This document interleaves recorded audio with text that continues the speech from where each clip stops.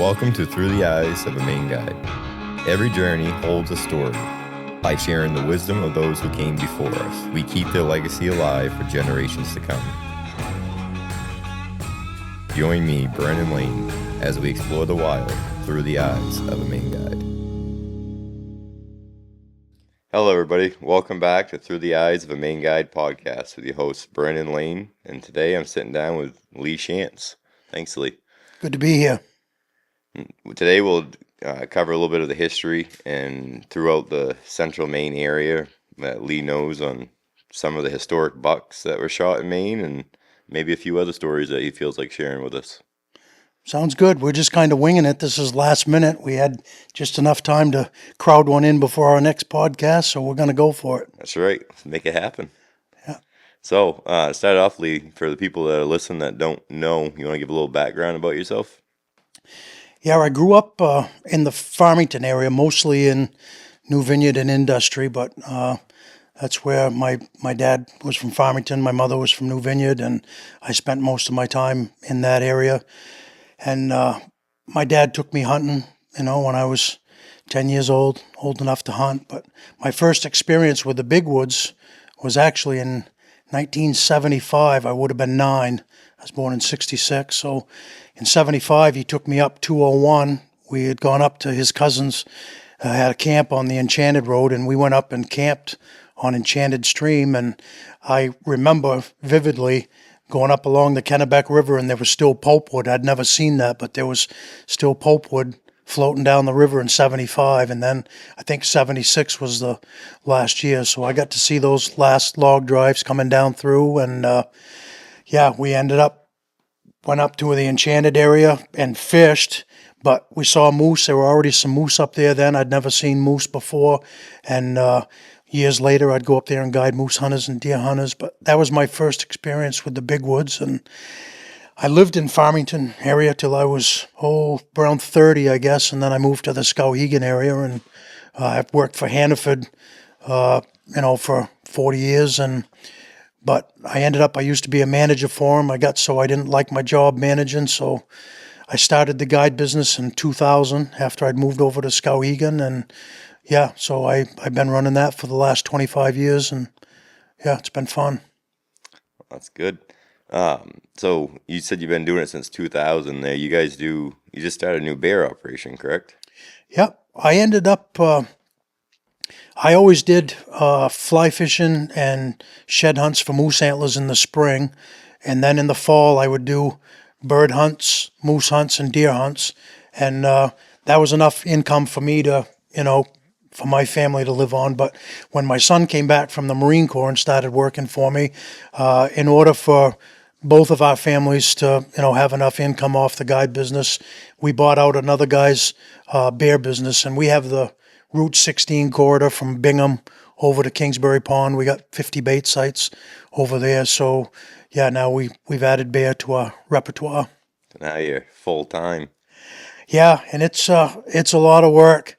I can remember 25 years ago when I started my guide business, people told me that, well, if you're going to start a guide business, you gotta guide bear hunters. You won't be able to make a living without bear hunters. And I kind of proved them wrong there, but then it came full circle because, when I was in my late 50s, then I started guiding bear hunters, and I enjoy it, but it's a lot of work. People, if they've never done it, bear hunts are a lot of work. The whole thing is a lot of work, but it's been fun, and it's something. I've never been a big houndsman. I mean, I like dogs, but I never spent a lot of time with hounds when I was growing up. I had, ran beagles and stuff, but never was around bear dogs or anything, or cat dogs, and it's been an eye opener and a learning experience, and we got really lucky when we kind of inherited a houndsman with our guide business, and he's really good. He's good with his dogs. He has good dogs. And my wife and my son's wife, I don't know that they want 10 or 12 dogs out living behind the house. So we got the best of both worlds. We got a good houndsman, but the only time they're at my house is during bear season.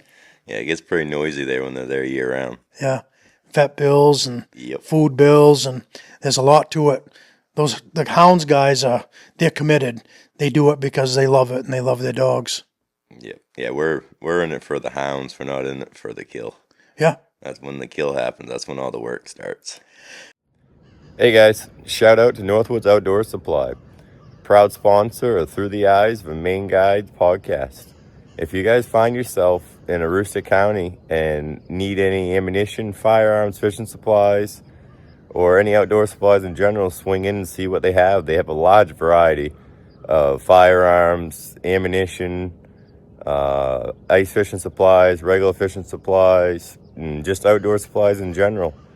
Stop in and talk to Brandon. If you don't have it, I'm sure he can get it for you. They're located right in the Martin's Plaza next to Martin's and Tractor Supply. So make sure you stop in and show your support and say hi. I was really surprised to hear him say it, but I've known Paul Laney for years, and I think Paul Laney's as good a cat hunter as ever lived. I mean, he's just crazy good on cats, and I went with him years ago, and he had a dog, Susie, that was just, she was an unbelievable cat dog. And back then, there was more cats, and he let his clients shoot multiple cats. I had a client that I shared with Paul. He used to come and he'd hunt birds and deer with me, but he'd hunt cats with Paul. And I think he killed 5 cats one week. And Paul said he don't let him do that anymore because there's just not enough cats. And Paul, I think he said the other day when we had him on the podcast that he hasn't shot a cat in years because he doesn't care about it. He likes to run them, but if he could have his druthers, he'd just take pictures of the cat and let him go. He said things were different when he was younger than now. Yeah, you do. You do. You change. You mature, and you realize that it's not all about killing something. Not that there's anything. Predators need to be kept in control, and we hunt deer and moose and bear because we eat the meat, and all of that. But I don't need to kill anything. I've killed probably as big a deer as I'm ever going to kill, and as big a moose as I'm ever going to kill. So if I never kill another one, it's no big deal.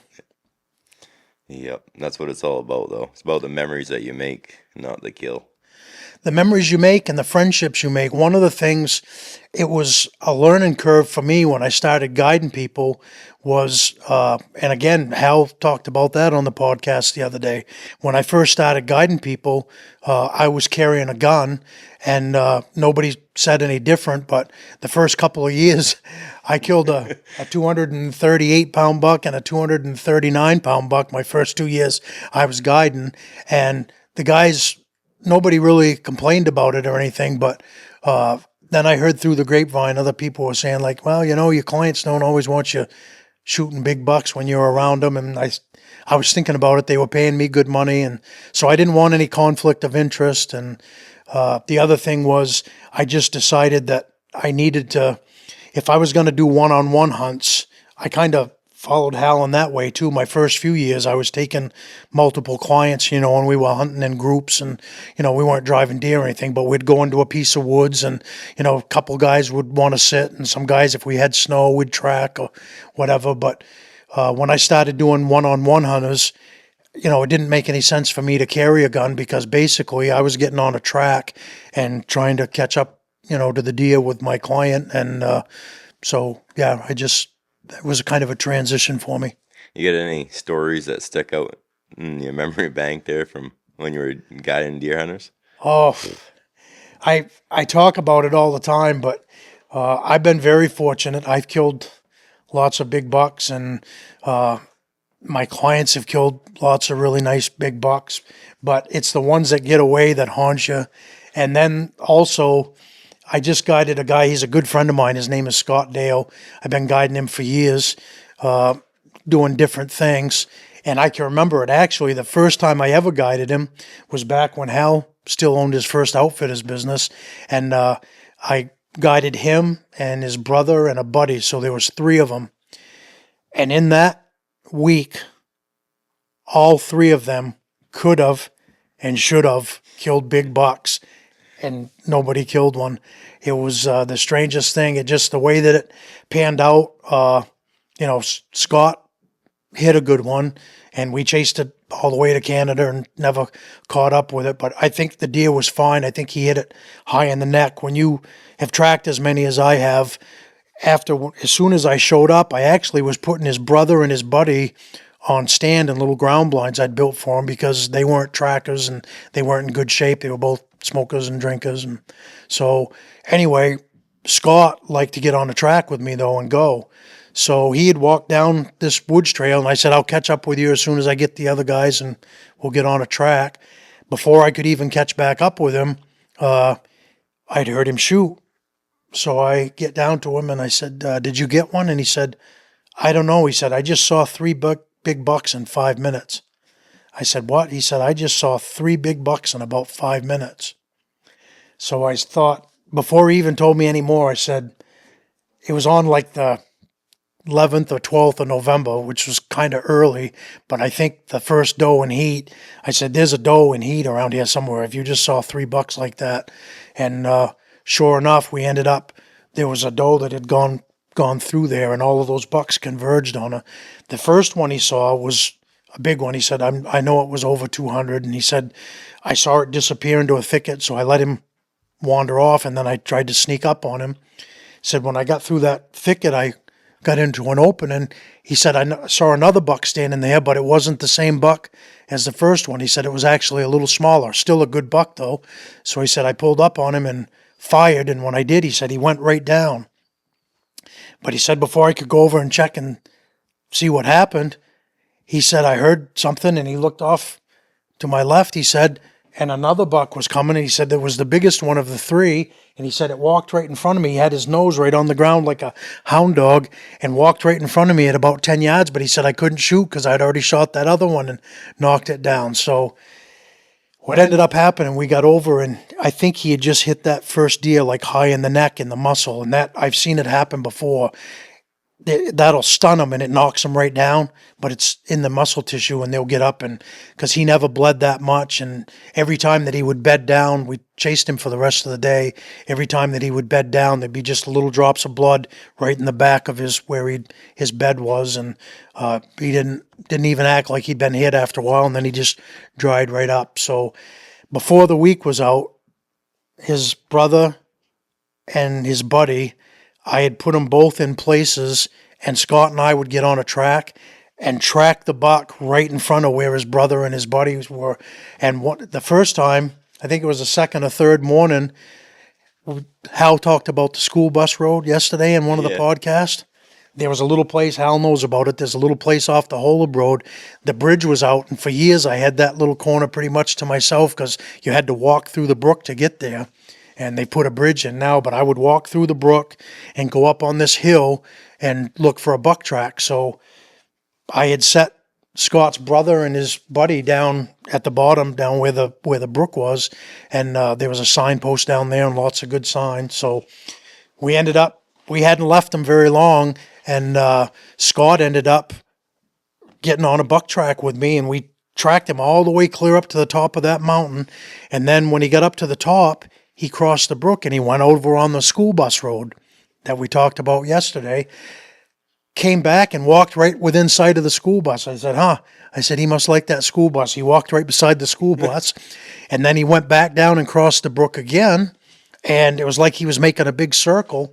And I told Scott, I said, if this buck keeps going in the direction he's going, I said, he's probably going to go right in front of your brother. Your brother's right on that little plateau. You could see, it was the only place in that piece of woods you could probably see 150 yards, and there was a signpost right at the edge of that on this little brook. So I had his brother there on a ground blind.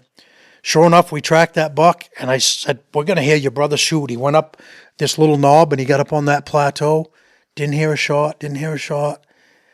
We get up there, and his brother wasn't there. It was like 11 o'clock.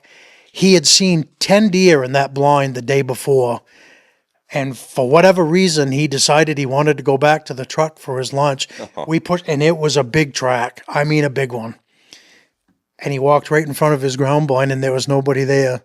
And then, I won't go through the whole story again, but before the week was out, Scott and I did the same thing with his buddy. I had put him up in a spot, but he was a smoker, and he had that COPD pretty bad. He never said anything to me about it, but all he had to do was just walk up a little hill a little bit, and I had a stump up there with a seat on it, a hot seat. But after I left him, he decided he didn't want to climb up that hill, so we sat down where he couldn't see anything, and Scott and I tracked a buck right through the middle of that cut, and you couldn't see anything at eye level. But if he was up on that stump, he could look right down. So, but that's just the way guiding is. I mean, we put people in the best situations and try to do all you can, but it's the ones that you don't get that haunt you. 100%. And I have more of them than I have successes, I can tell you that. Yeah. Hey, Hal here. I just want to take a minute to talk about our wool gear. Our Big Woods Bucks wool gear it's the best value there is on the market. We have 100% virgin wool clothing, whether it's our packs, pants, jackets, whatever. The virgin wool it's the natural fiber from the sheep, and it wraps into a tight thread. That's what makes it waterproof, pretty much wind resistant, and comfortable to wear. It's quiet for hunting, especially in the big woods. You can't find anything better than wool clothing. So we have ours. It's all made in USA with all US accessories and everything. We've got years of experience guiding and it's thought that's going into this stuff. So we've tried to keep the average hunter in mind and kept the price point at where people can afford it. We hope you enjoy it. Wear your woolies, caught in his death. So a little bit of history there. I know you just did a thing on the Hinckley buck. But would you mind telling that story? Yeah, this actually goes back to, I had talked about how my first trip, I went up to Enchanted there in 75. And so we would come across from Farmington, we'd come across through Starks and Madison that way, and then come across the bridge in Solon and then go up 201 to get to Enchanted. Well, there was a little store there. It just closed down a few years ago, and I was really sad to see it close down. It was called the Solon Superette. Oh, yeah. And that place was open most of my life, and it's closed down in the last few years. But they had on the wall, there was like a newspaper clipping of that Hinckley deer. And I remember seeing that, and I remember thinking, boy, that's a big deer. It was, really long, had a nice rack too. It was just a huge deer. So I had that in my, memory. And then probably 3 or 4 years later, when I was 13, I went up to Cocajo area for the first time in my life. And I shot my very first deer at 13 years old was a 205-pound buck with a huge rack on it. And I just remember thinking, boy, that's the biggest deer I've ever seen other than the Hinckley deer. That's what I thought. And still later, I always read outdoor magazines and everything, and there was a book club that you could join, and this Outdoor Life book club, I think it was called the Deer Hunting Book. And sometime in the 60s, there was a magazine article about the Hinckley deer and outdoor life, and it was included in this book, and there was a picture. It was that same picture that I'd seen in the Solon Superette years. So I ended up, most of my information when I did that Throwback Thursday, I got from that that magazine article that was in the book. And to still tie it closer together, 19 years ago, I bought a place up in Pleasant Ridge on a trout pond. It was a 100-year-old log cabin that I restored, and, we spend a lot of time up there fly fishing. Well, on your way up there, everybody thinks that deer was shot in Bingham. It wasn't. You cross the last bridge in Bingham, and then you get across the bridge there, and you go up towards Pleasant Ridge, and it was probably shot in Concord, but maybe Pleasant Ridge, but probably Concord. There's a road up there, the Bluff Road, and it goes up towards Fletcher Mountain and that little mountain range there that's just south of, I guess it would be east of Spruce Pond.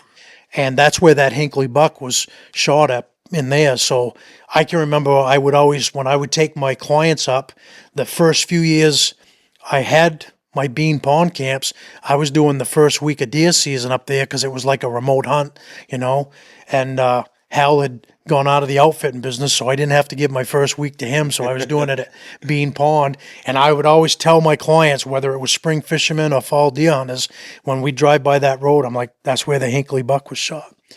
Another interesting thing that goes with that, Brandon, is after I posted that, you know how people are on Facebook? It's a crying shame, really, but people get on there and they're just hateful, and then they say things that aren't true. And so his grandson, name's Mark Hinckley, Yeah, I know. private messaged me and said, "Hey, I'm Mark Hinckley," and he said, "That was my grandfather." He said, "I want you to know you did a great job writing that story," because he said, "My grandfather told me that story so many times. I got it memorized." He said, "You did a great job. And also, I want to thank you for, respecting my grandfather." He said, "I've seen people, post all kinds of hateful. That deer wasn't that big and, blah, blah, blah." He said, "I just want to thank you for being respectful."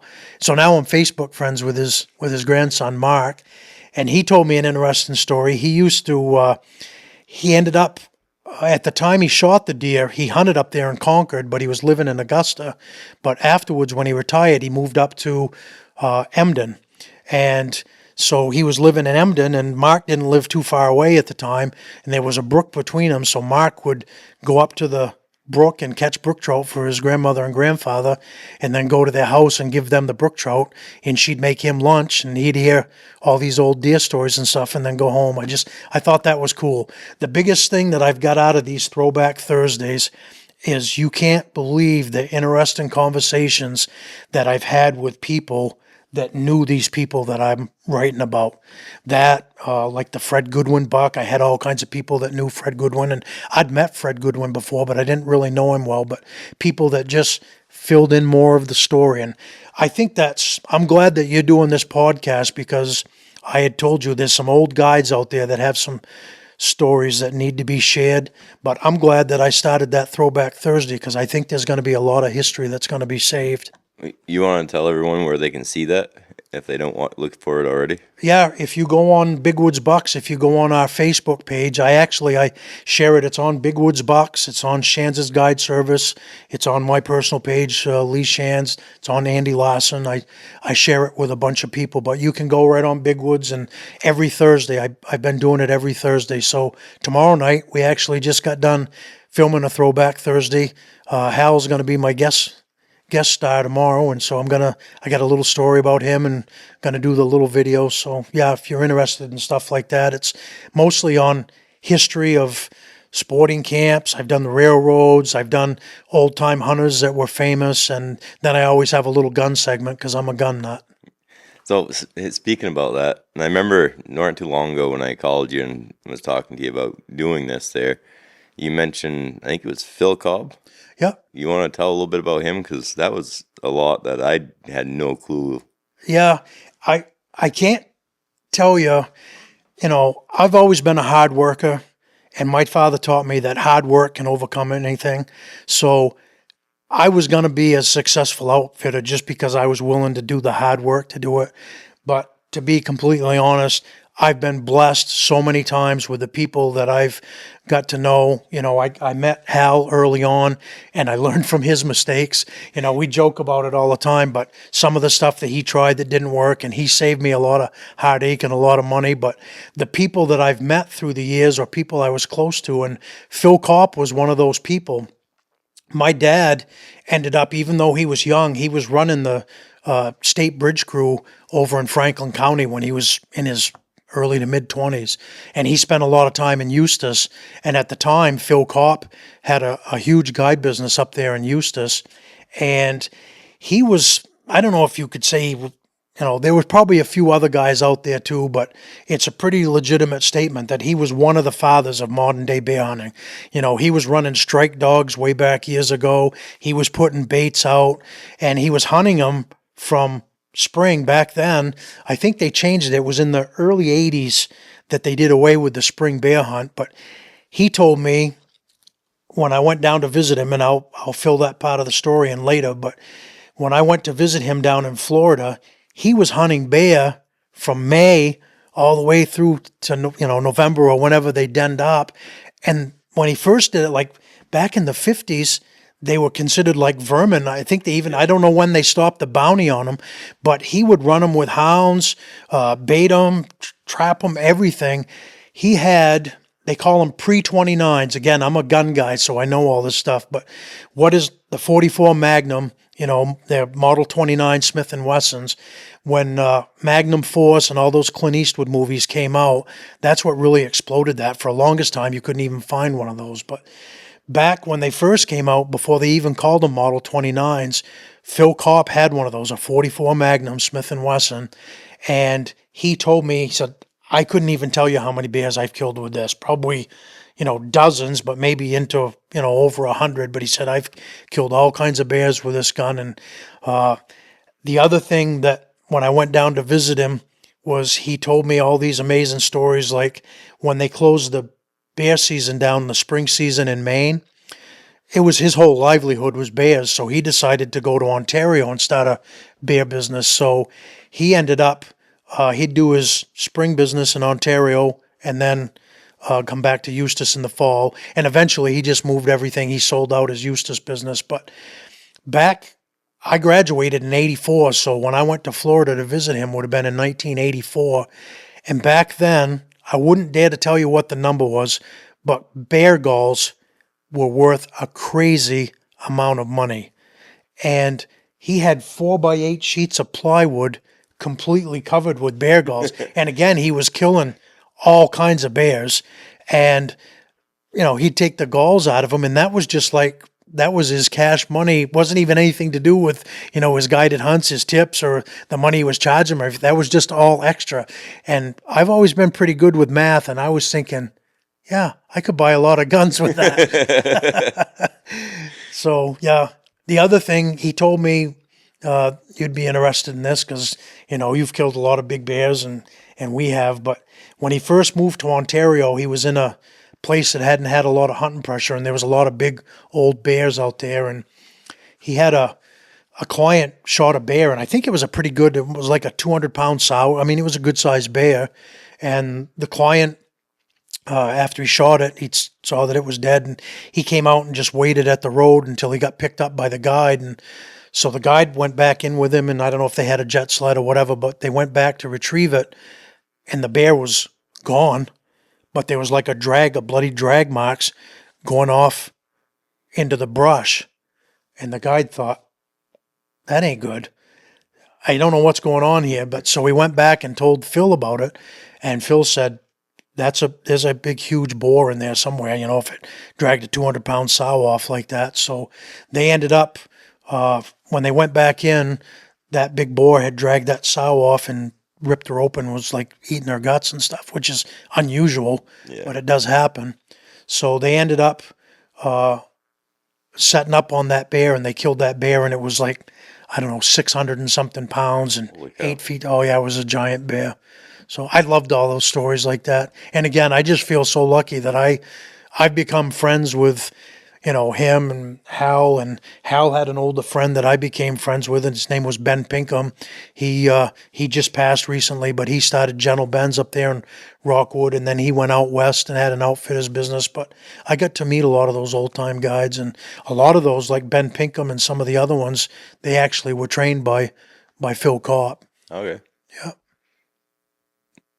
So Phil was from the Eustis area, you said, right? Yeah, he was from the Eustis area, but not originally. This is kind of a tie-in. People would know this if you're from the Maine area. Everybody knows about Howell's Gun Shop. It's a huge gun shop down in, I think people think it's in Gray, but I think it's actually in Cumberland. But the Cobb family is actually in Cumberland, and they own half the town down there. They got Howell's Gun Shop, but they used to have a car dealership down there, Cobb Motors. And when I went down to stay with Phil in 84 down in Florida, we actually stopped and visited with his family down there in Cumberland, and they had a huge construction business, and the house that we stayed in was like a castle, and they had got that because somebody needed it moved. They had all the equipment to move houses, so like they cut that house in half or whatever and moved it in sections. But there's a lot of cops down in that area in Howell's Gun Shop. Howell's last name is Cobb, so he's related to Phil. I think he's Phil's nephew. Okay. Buy many guns from there? I never have, but I've gone down and looked at them a few times, and I have a buddy that goes down there. They actually have an indoor shooting range down there now, so that's probably one of the few places that I haven't bought a gun. But yeah, I don't know that I ever have, but I've been down there a few times, and the last time I went down, I almost did. He had some 99 Savages down there, and he had a beautiful 99 Savage featherweight and 300, but I already had one, and so I didn't think I needed another one. I was looking for something in a different caliber. You got any gun history that you'd like to share?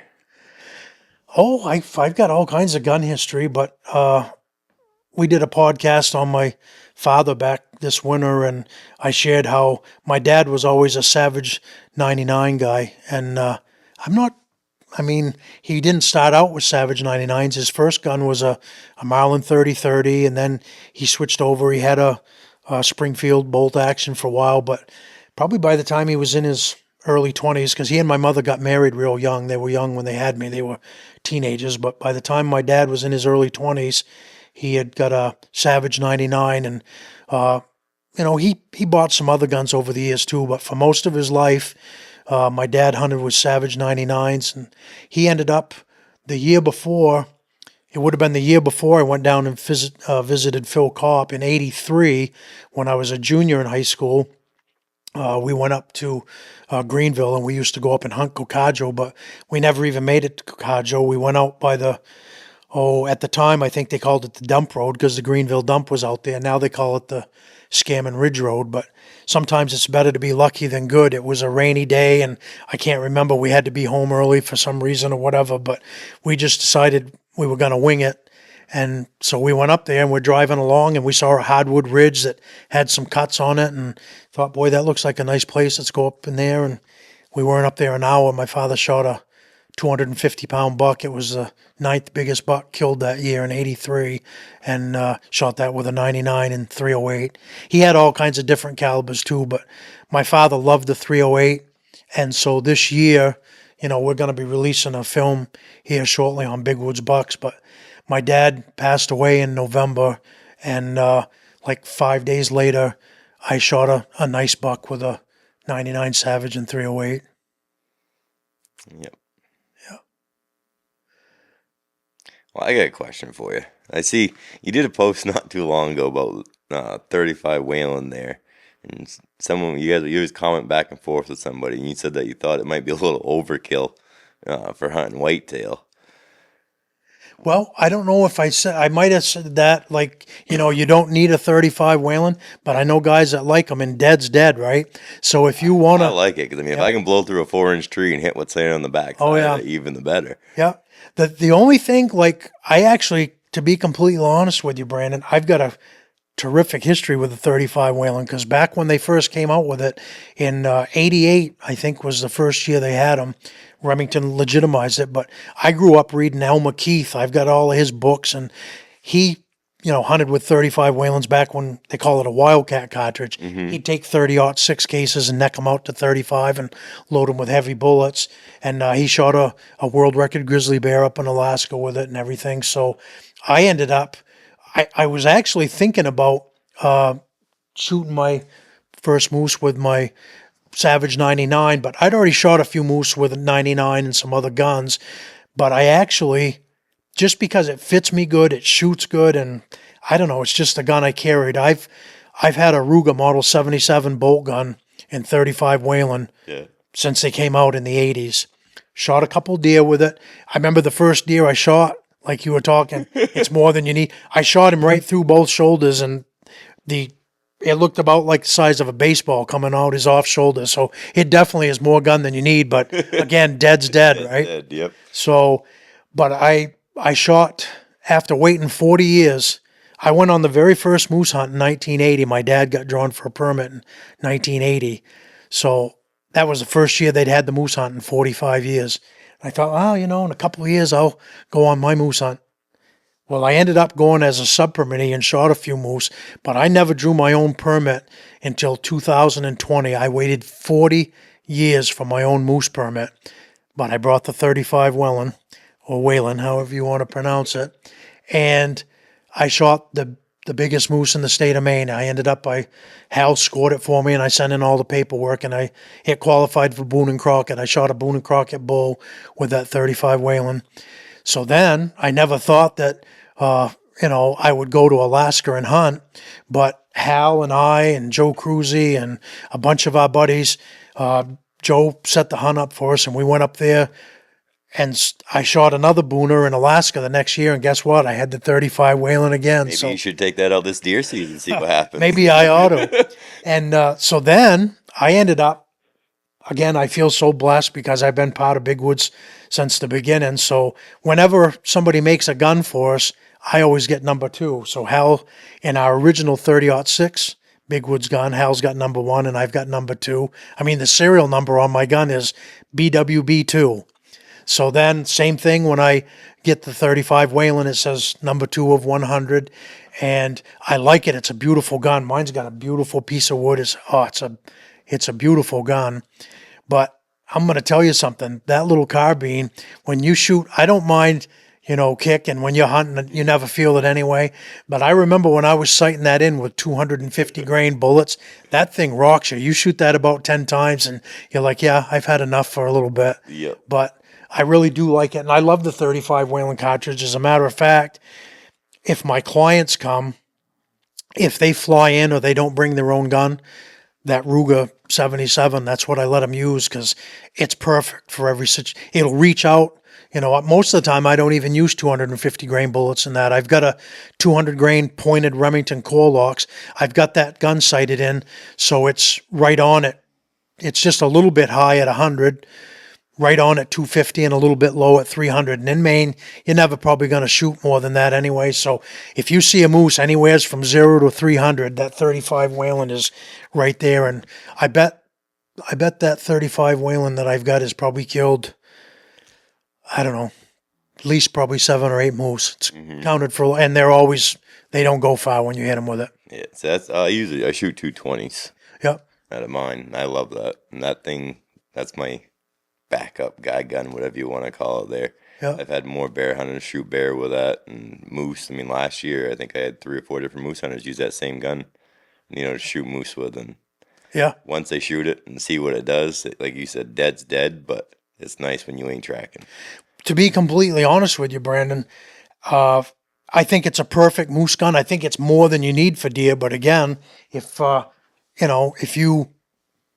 what you want to use, good. But on bear, the thing that I found about bear, they're probably not really that much harder to kill than moose or deer, but they just don't bleed good. Yeah. And they'll run off, and they always run off into something thick.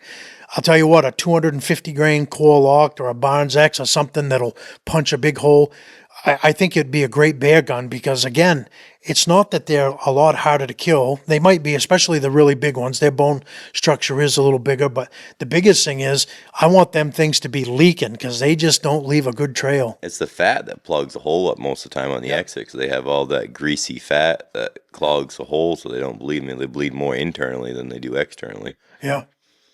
Yep. But they shouldn't run. If you hit them very good with that 35 Whelen, they shouldn't go very far. I Anyway. haven't seen many run out of sight.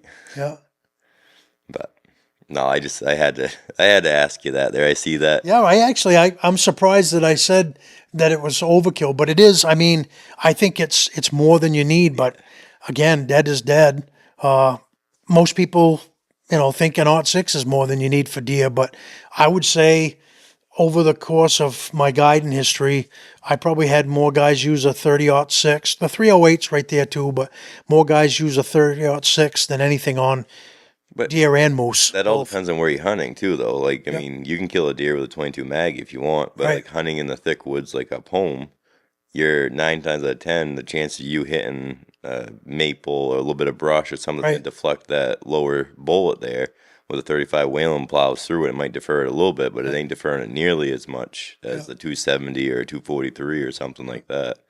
I really like, again, the 30-06 and the 35 Whelen. When guys come on moose hunts, or even the 308, the biggest moose we ever got, I had a girl, at the time it was the 5th biggest moose ever killed by a woman. I don't know where it ranks now, but she shot her moose with a 308, and I mean, he didn't go nowhere. But I like people, if they hunt with a 308, 30-06, 35 Whelen, whatever it is, if that's what they hunt deer with, that's what I like to bring on the moose hunt because they're used to it, It's enough for moose and it's what they're used to, but I'm always nervous if they bring a 375 or a 338 and they haven't shot it that much, because they're not used to it, I'm afraid that they're going to not shoot it good, or that they're going to flinch or be afraid of the recoil or whatever. So as long as it's big enough, I'd rather have them bring their deer gun for the moose. 100%. I just had that conversation with a client today that called in between there, and he was curious about weapons and that. And I said, it's for a bear hunt. I said, I don't care if you bring a 243. I'd much rather have you bring a 243 than I would a 45-70 that you're not comfortable with. Yeah. Just because you can kill it. I mean, I've had youth on our youth hunts there kill bear with 223s before and drop them in the tracks. Yeah. It's not really, shot placement is key when it comes to a lot of that. People think that just because you got a 45-70, you can pull up and pull the trigger. Well, if it ain't in the right place, it ain't in the right place. You mentioned that, and this is worth repeating. It was actually part of my Throwback Thursday last week. I showed a Model 86 Winchester in 45-70, and of course everybody knows they killed off all the buffalo, back on the plains in the day with 45-70s and similar guns. But what I found with on the moose hunt was, if you use factory ammo, like they make some really hot factory ammo for 45-70s now, and that's a whole different thing. But the old Remington Corlocks, it was a 405 grain bullet, but it was only going about 1,300 feet per second. It's just a big hunk of slow moving lead. It's pretty similar to a muzzleloader. It pokes a big hole in them, and if you're any kind of a hunter and tracker, you're probably going to find them, but it doesn't drop them right there. It takes them a little while I think it just doesn't have the shocking power. But it was actually another guy that responded. His name is William Locke. He's the guy that responded. The throwback that I did, I don't know if you remember, it was about that book, Science of Hunting the White-tailed Deer. And it had that great big giant buck with the broken horns and the great big huge nose. Yep. He was the guy that told me the rest of that story about how that guy worked for his father, and he actually shot that with a Stevens 425, and he thought it was a 30 rem. But he responded to that podcast that I did about the 45-70, and he said he loads his dad's Model 86 up to about 1,800 or 1,900 feet per second. And, when it's moving faster, it does it. It probably opens up faster and shocks them more. What I've been using in my 45-70, and the reason why I did was I had moose clients that showed up with that. It's called Lever Revolution. Yep. It's a Hornady, and it's a lighter bullet. It's 325 grains, but it's a jacketed bullet with a rubber tip on it so that, it doesn't set off your primer on the cartridge in front of you. But that's going like 2,000 feet per second or maybe even a little more. And when you hit the moose with that, it's going fast enough, and because it's a jacketed bullet, it opens up, and it's about like, shooting them with a 30-06 or something. They definitely drop quicker with that ammo than they do that old slow-moving lead. And I'm not bad-mouthing. If anybody, a lot of stuff's been killed with that 400-grain bullet at 1,300 feet per second. And if you're any kind of a tracker, you're probably going to find them, but they just don't die as quick. Have you got any other questions for me? Not really. I mean, the biggest thing behind this is I know you're a history nut there, so I just figured I'd get you on to maybe spill some of the... And I'm sure there'll be a time to come back and do it over again. So a little bit of history that I tell people all the time, that I think it's interesting that, we both grew up in New Vineyard, but I'm so much older than you. I knew your dad, but when I knew your dad, he lived in Farmington, and they moved the Lane farm up there later. But I knew a lot of good deer hunters from the New Vineyard area. You and I ended up being guides, but the York boys, I've always known them, and Scott and Larry, and they were always good houndsmen and good hunters. And a lot of people from not just New Vineyard, but that Farmington area, a lot of good deer hunters over there. And I think it was when I got involved with Big Woods, one of the things that I really enjoyed was because I had a voice. We had a big presence on Facebook, and we would go to the shows and everything. And I enjoyed a lot of the guys when I went to school, because I was into sports, right? And I also, don't ask me how, because I hated school and I didn't like to study, but I got straight A's in school, so they put me in. I got high school credits when I was in the 8th grade because I took algebra and some kind of advanced English class when I was in the 8th grade. But the kids that they stuck me in the class with, they weren't kids that I hung out with. And I'm not saying anything bad about them. They ended up being the doctors and the lawyers and stuff in the area. But the same thing, you know, I played a lot of sports, and I'm glad I did. I enjoyed it. But the guys now that I have a lot of stuff in common with, they weren't the guys that I hung out with in school, because they were off in the woods hunting and fishing and stuff. And by the time I got up in my teen years, again, it goes back to my dad.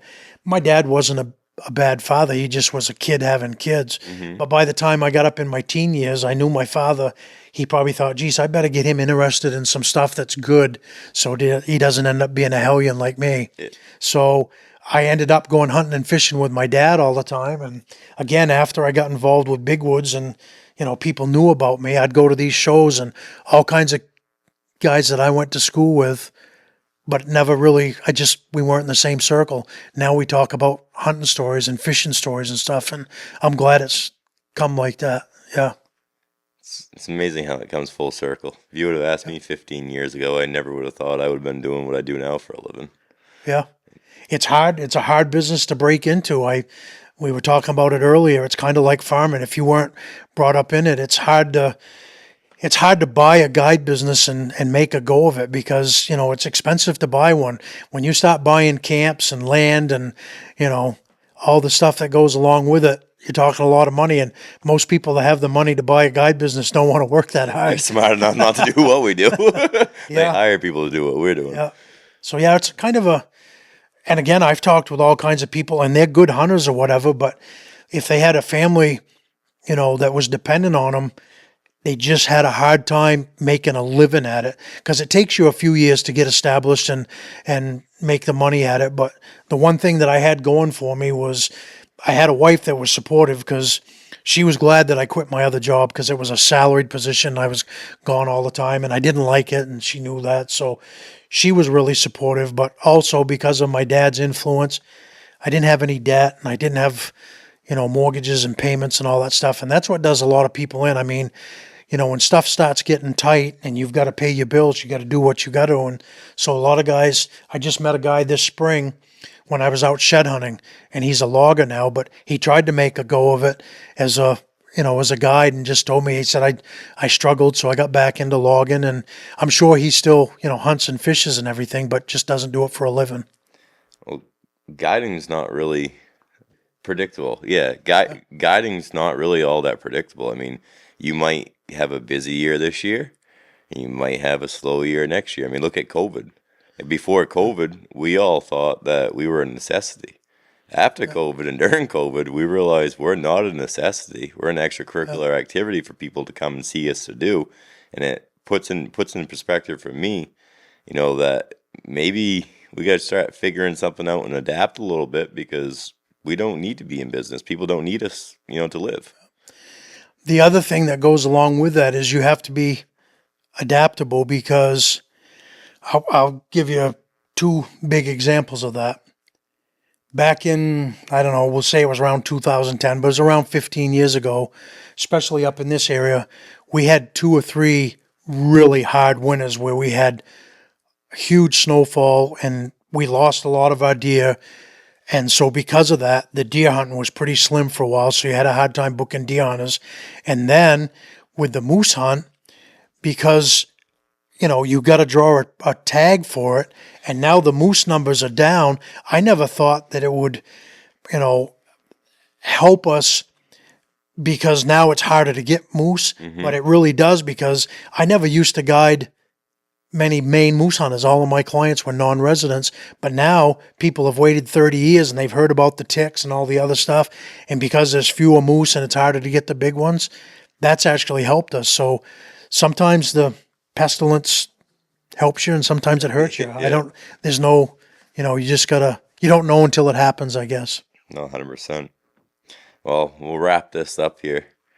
I appreciate you coming on, Lee. And, well, I'm sure we'll be back in touch here in the near future. And we get a lot more we can talk about than the 45 minutes that we just... Yeah, that was probably a short one, but I hope it was an informative one and people got a kick out of it. I'll do another one with you sometime later. Sounds like a plan. Hey, and if you hear anybody snoring in the background, it's just Hal. He's been snoring for the last 45 minutes. Yeah, he's always been like that. If you don't keep him off, if he's not the center of attention, he goes to sleep.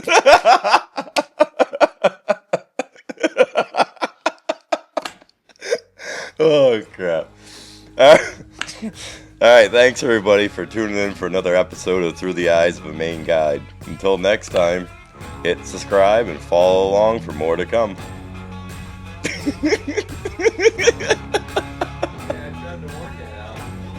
Could you hear him the whole time? Like, that's why I kept laughing.